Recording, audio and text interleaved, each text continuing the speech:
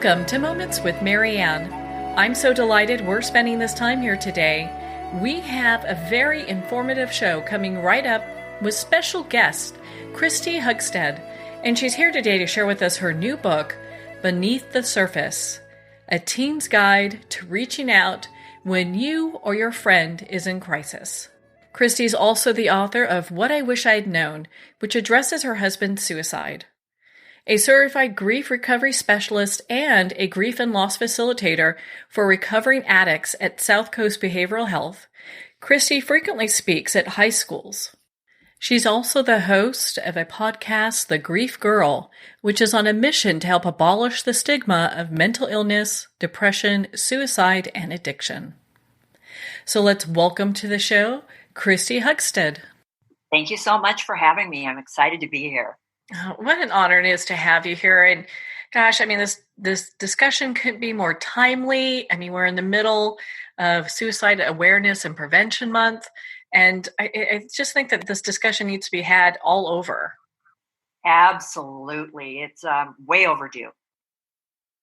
So for our listeners that are new to your story, you've written several books, but why don't you share with us a little bit about your journey? What's brought you to this place? About 7 years ago, my husband, Bill Brotherton, completed suicide by running in front of a train near our house in Dana Point where we lived. And really, I started journaling as a way to process my own grief. And as time went on, I thought, you know what? I need to do something with this pain. And I have two choices here. I can either be a victim of my circumstances and wallow in self-pity, or I can get out there and do what I can to educate and help others so nobody else has to experience that overwhelming grief that I did. So it was, it's very personal. And anybody out there, any of your listeners who have lost a loved one to suicide, knows that pain and knows that darkness. And they also realize that your grief journey kind of never ends. It just changes. So my journal turned into my first book, which was called What I Wish I'd Known, Finding Your Way Through the Tunnel of Grief. And that's my story. But more importantly, the second half of the book is tools with specific examples of what I did personally in my grief journey. And then I realized, my husband was 54 years old, and the biggest risk group for suicide is middle-aged white men, right? And Bill bought into the stigma of mental illness. He was proud. And I think he grew up as a young boy thinking it's a sign of weakness to reach out for help and say, I have depression. So I thought, rather than just give people tools for grief that are in it, let's start the education and the prevention young. And so that's what inspired me to write my book that just came out a few days ago called Beneath the Surface, A Teen's Guide to Reaching Out When You or Your Friend is in Crisis. Because I want our youth to grow up without that stigma. So if we can make this a normal part of our teens' conversation growing up, and just like when they go have a physical for school or sports, right? And they have to make sure that their heart is strong and they have to pass. Their mental health should also be a normal part of their entire evaluation. So we need to start young. And that stigma that is so rampant right now has to change. And the only way to do that is to have kids grow up, and it's a normal part of conversation. I couldn't agree with you more. I mean, it's been such a taboo topic for so long. Having the ability to have open discussion about it, I think really changes things. Absolutely. And, even it's changing, but it's changing too slowly. And as a result of that, more people are dying. So we've got to all band together. There's something that all of us can do to help get rid of the stigma. We all need to get involved. And, people listening might think, well, I don't know anybody with mental illness, or I don't know anybody who has died by suicide. But you know what? We all have experienced times of darkness in our lives. Every single one of us. That's part of the human experience. So what we can do is to reach out to people and say, hey, simple things like, I've noticed that you're really quiet the last couple of days, or you're not returning my texts or emails. And is everything okay? Or can we get together? Is there something you need to talk about? And just those simple little sentences, by reaching out and asking people, I've noticed a change in your behavior. That can make all the difference in the world. So all of us can take small steps to help end that stigma. And we all need to get involved for this process. And if we all do that, hopefully there are a lot of lives out there that will be saved. Yeah, that would be such an amazing thing. And, it's interesting when we talk about mental health, a lot of times people don't put together the pieces of the puzzle that kind of encompass that. They don't look at, eating disorders or depression or substance abuse or self-harm. They don't look at all that as part of something like, hey, maybe we should see if they're okay. Maybe we should kind of dig into this a little deeper.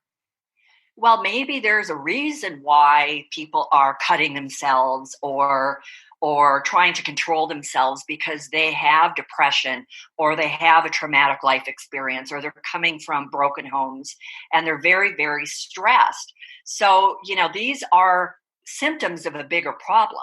And so rather than try to just, get a teen or anybody that's practicing self-harm or has an eating disorder, get to the root of the problem. What is causing this?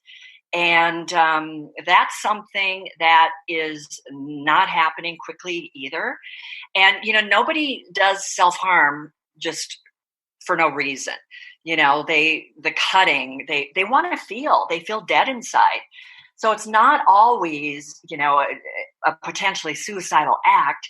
It's just that they want to feel something because their life is tough and they've started to shut down, and that makes them feel alive.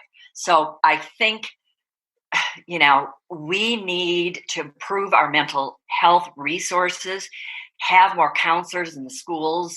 A lot of these large schools have one or two counselors that are also doing academic counseling, and that needs to change. The mental health of our youth is so important, and it's a lot different than when we grew up. Their stressors are things that, well, I know for me, and I'm sure you could agree, I had a safe place after school. So if I was being bullied, at least when I got home, if somebody wanted to bully me, they had to call my home on a landline and my parents might answer.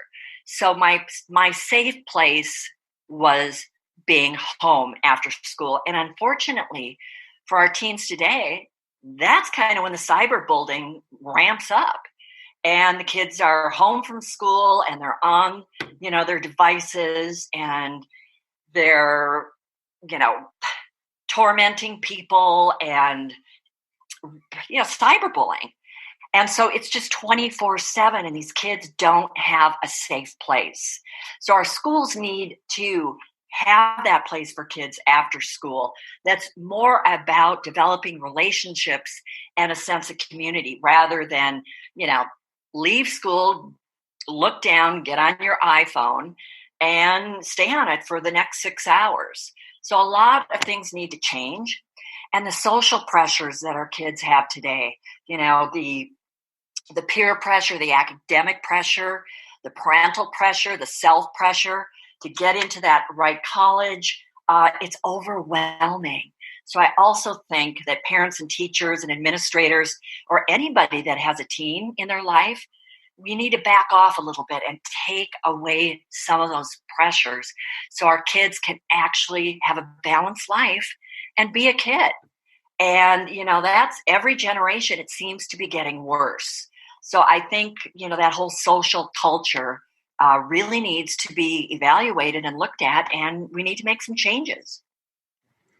What are some things that we can learn about the teen brain that we might not know? Well, the most interesting thing is that the teen brain doesn't fully develop until around age 25. And when you think about all these major decisions that, we make before that age, what college to go to, what classes to take, who to date, sometimes even to get married or not, to have children. Sometimes the parents and the adults that love our teens are serving as their prefrontal cortex. That's where all the decision making and that sensibility takes place.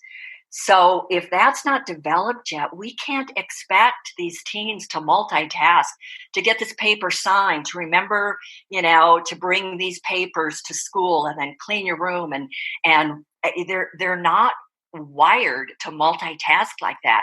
So I think we need to have a little compassion for that. And I also think teens need to be aware of that too. So they're not so, defiant when parents and teachers try to make decisions for them. They need to understand their own brain chemistry.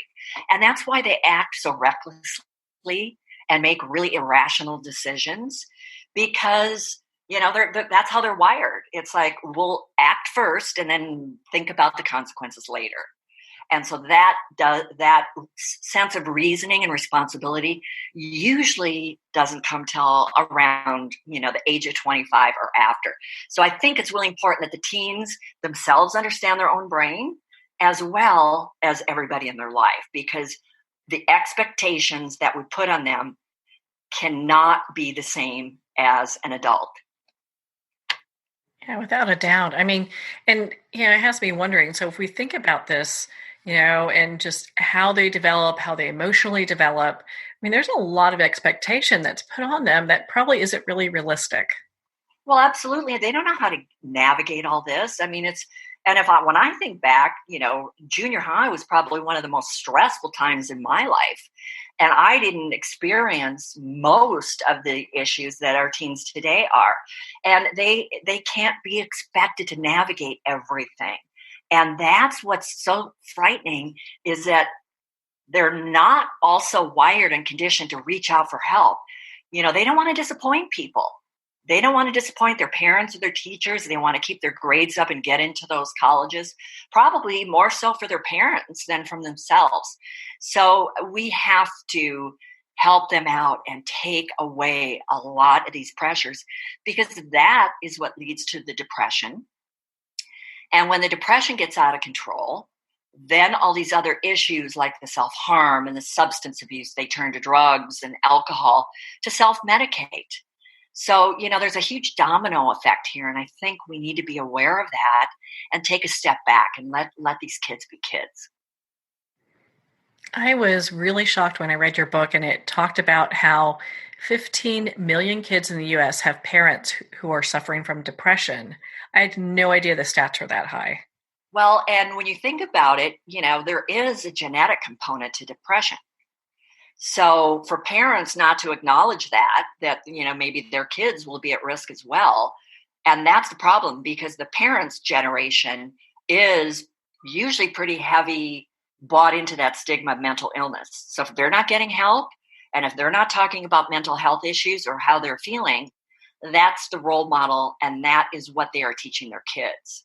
So I think that genetics needs to be talked about. And like I said, when they go to get a physical for school, their mental health needs to be evaluated, and look at their family history, because it all plays a role in, the depression and the mental health of the kids.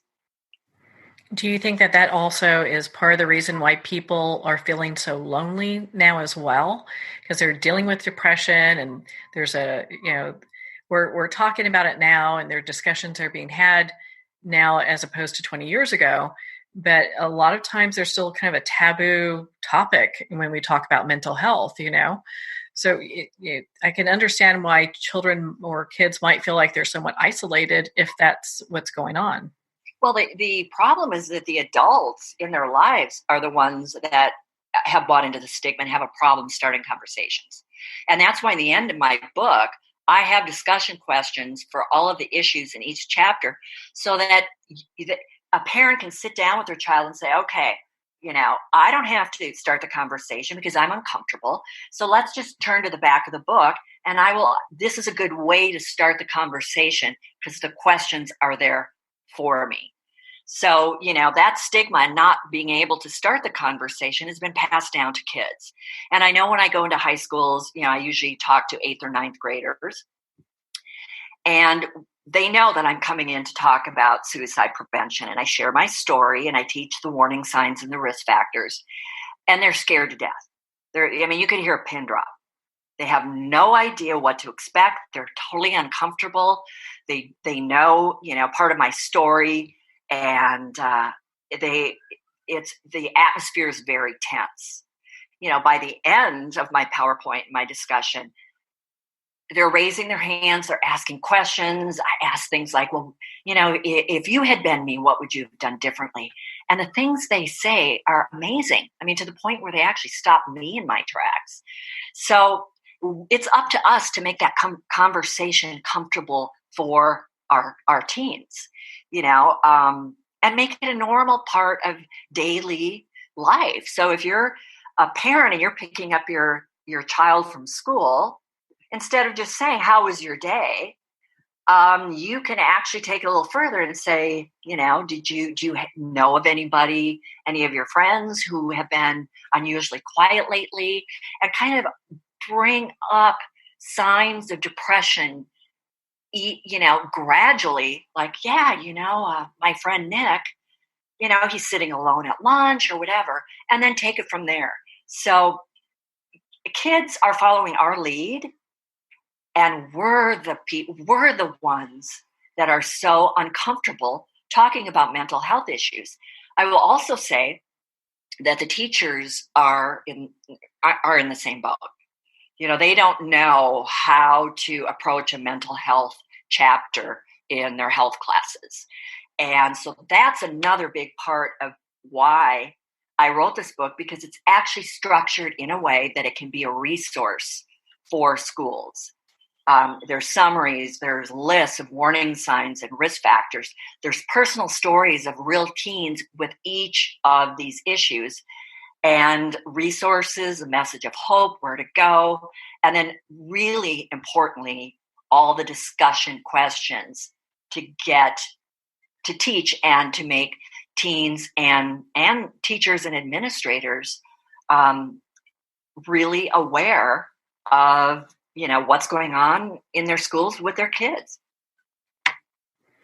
So when we look at parents and educators who are really having a tough time, and they know that there's a teen that's in crisis, but they're not sure what to do, how could they proceed?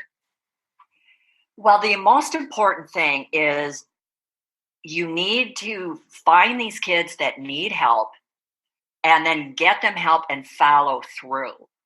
So, in other words, you have to talk to their parents. You have to follow up, make sure that they've made an appointment with a mental health professional. For me, I couldn't have told my husband, I think you need help. I think you need to go to a therapist or a psychologist or a psychiatrist. I had to make the appointment and take him there.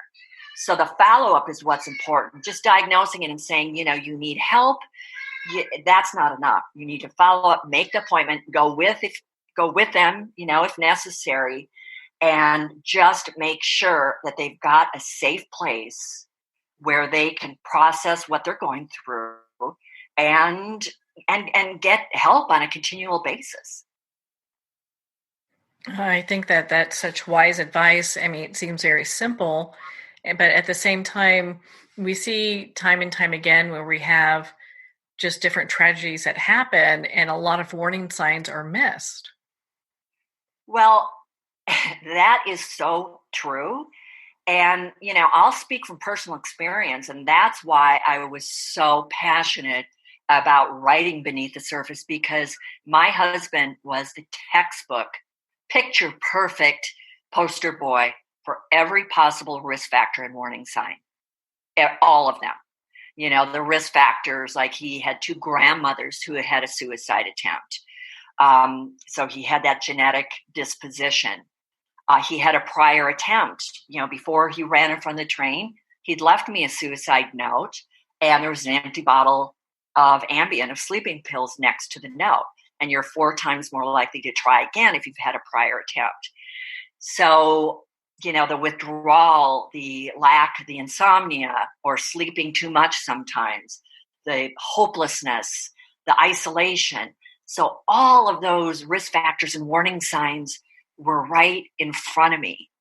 The talk of death constantly. I mean, every day he would make a connection with whatever was going on to an opportunity to take his life.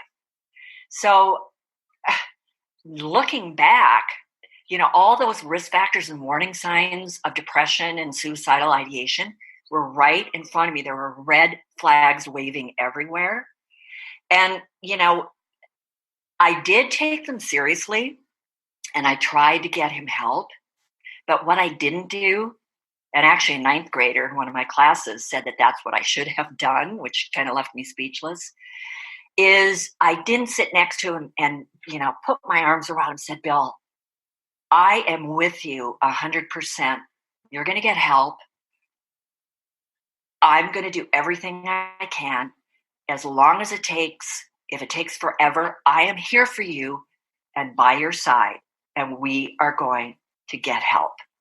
I didn't give him that sense of security, so I regret that instead of just running around making appointments and trying to fix him, that I wasn't reassuring him that I would be there for him by his side throughout this whole thing. And, it's going to be a lifetime process. And I did sign up for that.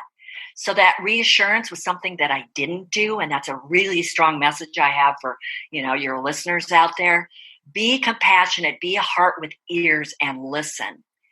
But the frustrating part too is, I did take him to the ER, and they put him on a 5150 hold, which is a 3-day involuntary suicide watch. And at the end of that 3 days, a psychiatrist came in and said, did you take that whole bottle of Ambien? Were you trying to take your life? And Bill's response was, no, I just couldn't sleep. He's over 18. And so he just said he had no plans of suicide. And so they let him go. And when I took him there, I thought, finally, I have found him the help that I've been searching for this past year. And he's going to get a bed in this hospital, in their mental health area. And they're going to work on his mental health and his depression. And we're safe. And when I walked out 3 days later, with my husband by my side, my jaw was open and thinking, I don't know what else to do. He was obviously, they diagnosed him as suicidal because they put him on a 5150 and there was no help. So my frustration is that our mental health system needs to change. We need more beds. There are several other people that have reached out to me and said, I went through the same thing. My son was on a 5150 and they let him go because they were overcrowded and they didn't have beds. And so not only do people not reach out because of the stigma, but when they do, there isn't enough facilities to handle the people that desperately need them. And that is a big reason why we're losing so many lives to suicide. It's excuse me, it sounds like there needs to be an adjustment on many fronts here. Just the healthcare system needs to approach this differently. Parents and educators need to look at this differently. And in your book, Beneath the Surface, really gives people a place to start. Well, absolutely. And that was my goal. It's like the starting point is for all of us to get on the same page, know what to look for. And the message to the teens in the book, because I actually wrote it to teens, is if you see that behavior in yourself, in a family member, in a peer, tell an adult you trust. This is not the time to be sworn to secrecy, even if that person asks you to please not tell anybody. You need to tell an adult you trust. And what was interesting is I remember at a school in San Clemente near where I work, that was my message, be a friend, listen, don't try to fix them. They need help. Tell an adult you trust. And after that, there was a line out the door because I was that person that they trusted. I wasn't their parent. I wasn't their teacher. I wasn't the principal. I was just somebody that cared. And that's really what teens are looking for. And they might be afraid to tell a teacher for fear of a repercussion. Oh, maybe we'll have to pull you out of school. Or their parents may not understand and say, you just need to be tough and suck it up and get back to school, and there's always that fear that when they reach out, it will be dismissed. So that's why all of us that have teens in our lives need to be that safe person or that an adult that a teen can reach out to get help. A lot of that probably stems from, and this is just me guessing, I don't know personally, but I would think some of this would stem from their home environment. If they're at home and saying, hey, I'm going through these things and they're not being heard, why would an educator listen to them? Well, absolutely. And those kids that I talked to after that classroom presentation said, I don't have anybody at home. Number one, a lot of times both parents are working. There's nobody there. And they don't have the time or the energy to worry about their children's mental health. And more importantly, they don't really understand it. It's just something that teens go through. They're moody, or we all get a little sad and depressed at times. So they dismiss it as just a part of being a normal teen. And that's, that can be the case. But a lot of times if the teen is at a place where they actually reach out for help, it's more than just having a bad day. And when nobody is there to listen, it's pretty devastating. And that's when they feel really alone. And that's when it gets really serious. So you touched on something earlier that I'd love to go over with you. You talked about technology. And it does seem like, our young people are just so hooked into technology. We grew up in the same era. If people were going to try to bully us, they either had to follow us home or talk to our parents because there weren't, we didn't have iPhones. Right. So, we kind of I think, are a little bit more at an advantage because we really didn't have all this instant messaging that's happening that's really impacting a lot of young people. What are your thoughts around technology? Well, I think, I get asked this a lot by parents because they don't want their kids to be left out because that's very stressful. And they get bullied and teased if they're not a part of their clique or their peer group. So the parents are struggling because they want to limit their time online, but yet they don't want their kids to be alienated from their peers. So all of us need to get on the same page with that and put some restrictions and guidelines on the amount of time that they're on social media. They don't need to be up till 2 a.m. gaming or, texting their peers. That stuff needs to be shut down an hour or two before they even go to bed. And there needs to be follow through on that and also I don't think we set very good examples for our teens because I don't know about you, but I spend a lot of time on my phone. And yes, a lot of it is business related, but not always. So I think we also need to take a look at ourselves and our technology use because our kids are watching us. So there is a lot that we need to do as an adults to set examples, but we really need to monitor the time that they're online. I think that's so wise because you just never know what's coming across, and having too much bombard them is just too much. Absolutely. Well, I think I have time for one more question here. I've got a slew of questions. We're not even touching, even part of your book, Beneath the Surface. But you talk about in your book, developing hope. How is that possible when someone feels completely hopeless? Well, I think first and foremost, we all need to realize that depression is a disease. And just like cancer, diabetes, there's treatment.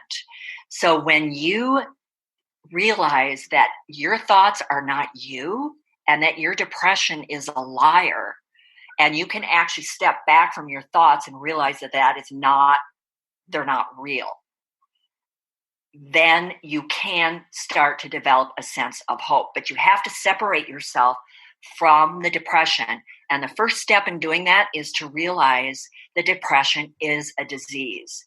And the hard part about that, if you have cancer, of course, you go immediately to the doctor. You wouldn't just sit at home and hope it goes away. That's ridiculous. And people with depression, that and it's not lifting for weeks or months, still are inclined to do absolutely nothing and just let it take its course.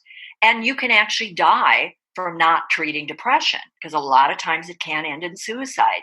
So I think you need to separate yourself first and foremost from the disease and realize, hey, it's okay. I have a mental illness and I need help. And when you take that first step, slowly you start to develop a sense of hope. This is not me. This is not going to go on forever.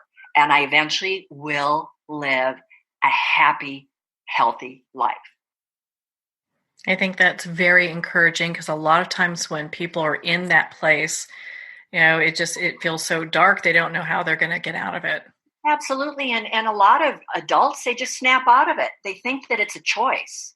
What do you have to be so grim and bleak about? You have, great friends, a great family. You grew up in a great house. You have food, a roof over your head. What do you have to be depressed about?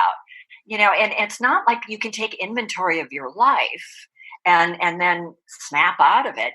If you could, everybody with depression would do that. But it's not that simple, because you need help. You need to reach out. Well, Kristi, where can our listeners connect with you, be part of your community, and learn more about your books? Well, my book is now available on Amazon and Barnes & Noble, or at bookstores everywhere. And my website is thegriefgirl.com. So they can reach me on my website, ask questions, reach out for help, for if they have questions. That's probably the best place to go, is to my website, thegriefgirl.com. And they can go there to book you to come and speak at their school or for events, right? Absolutely. All my blogs from the HuffPost, the Elephant Journal, speaking engagements, anything that they need is all right there on my website. Perfect. Well, Kristi, thank you so much for taking the time to be on the show with us here today. Well, thank you so much for having me. Well, thank you, Kristi. It's been such an honor to spend this time with you and to talk about your new book, Beneath the Surface, A Teen's Guide to Reaching Out When You or Your Friend is in Crisis. Beneath the Surface is available at Amazon, Barnes & Noble, and all indie retailers. If you or anyone you know is in distress and needs someone to talk to, the National Suicide Prevention Lifeline is available 24 hours a day and is 100% confidential. The number's 800-273-8255. Again, that number's 800-273-8255. Well, we're at the end of our time today. I would like to thank everyone for tuning in. You're listening to Moments with Mary Ann. And remember, make every moment count.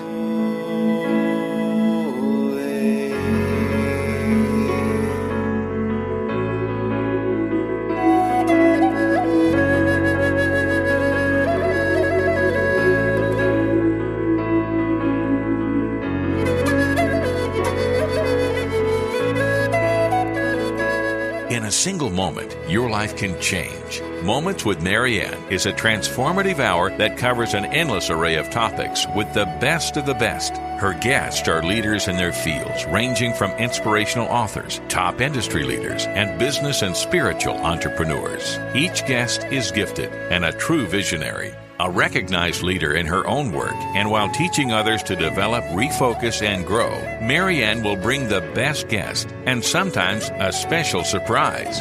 Don't miss this. You never know just which moment will change your life forever. Moments with Mary Ann airs every Sunday, Monday, Thursday, and Friday at 8 p.m. Eastern and 5 p.m. Pacific Time. Make sure to tune in and visit momentswithmarianne.com for more information.